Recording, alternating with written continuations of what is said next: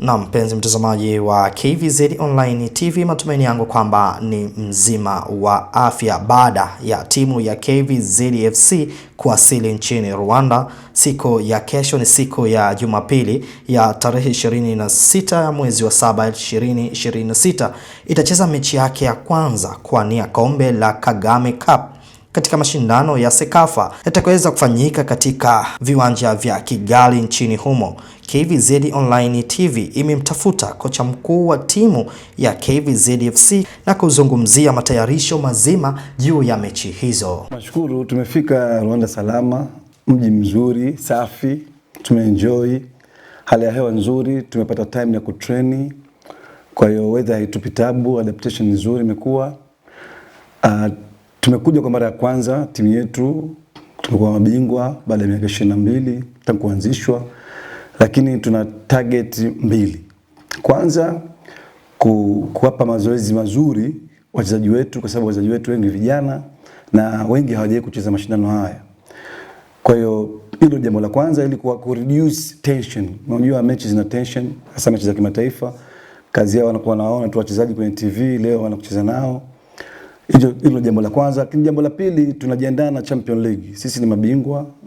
Kwa hivyo mwezi wa 9 mapema CAF watatoa ratiba kama walivyosema tarehe 4 mpaka 6. Kwa hivyo naamini kabisa baada ya kupata mechi zitatu wachezaji wetu watakuwa okay kwa ajili ya mechi ya Champions League ambayo ndio muhimu sana kwetu. Kwanza tunacheza mechi ngumu, mechi tough, very tough.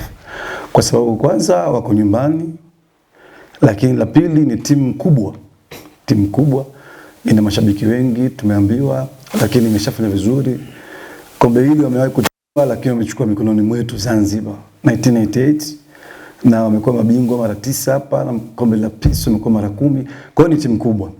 Lakini always naambia wachezaji wangu kwamba always best players always want to play best competition. This is a best competition for themselves, lakini pia kwa nchi yetu kuwakilisha jambo zuri kwa michuano hii ya kwanza Sekafa kwetu sisi.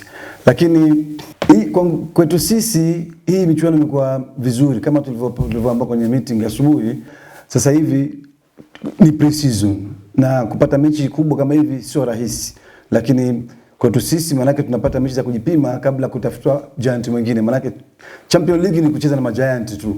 Kwa hivyo tukipata hapa na hapa majiant yote wapo, hawa tatu hapo. Kwa kweli kama unaona kundi letu tuna Hilali, hata hao Rayon wenyewe, hiyo ni mechi ngumu. Hasa ukizingatia jana nadhani wapinzani wao wamefungwa, lazima nao wapambane ili wapate point kwa mambo mawili. Kwanza washinde mechi ili waonyeshe wapinzani wao kwamba sisi tunaweza, lakini jambo la pili pia nao wanahitaji kujiboost kwa ajili ya kusonga mbele ili kufanya vizuri.